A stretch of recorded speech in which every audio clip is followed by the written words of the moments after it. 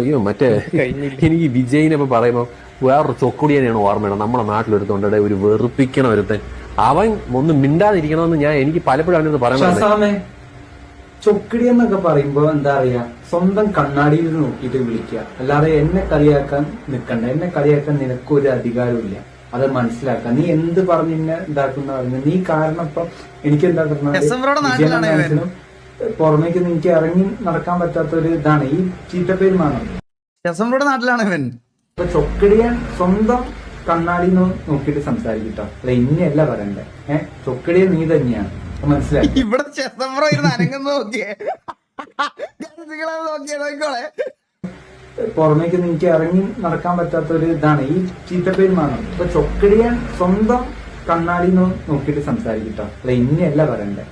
ചൊക്കിടിയ നീ തന്നെയാണ്, മനസ്സിലായി. എനിക്ക് മനസ്സിലായി. മിണ്ടാതിരിക്കണമെന്ന് എനിക്ക് പലപ്പോഴും അവനത് പറയണമെന്നുണ്ട്. എന്റെ വിജയണ്ണൻ, എന്റെ സ്വന്തം വിജയണ്ണൻ ഒക്കെ പറഞ്ഞിട്ടൊക്കെ ഒരുതുണ്ട്. എന്റെ പൊന്നണ്ണ ഇവിടെ എന്തൊരു ക്രിഞ്ചാടാ നീ.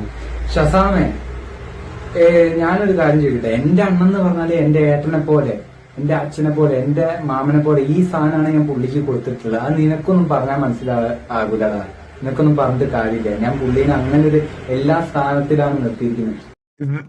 ഒരിക്കലും പറഞ്ഞ് തിരുത്താൻ പറ്റില്ല പുള്ളി, അത് നമുക്ക് മനസ്സിലായോ?